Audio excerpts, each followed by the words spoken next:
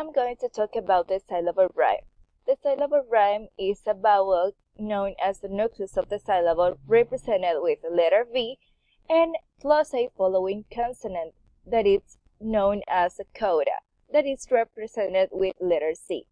Let's see some independent examples about vowel and consonant, or nucleus and coda.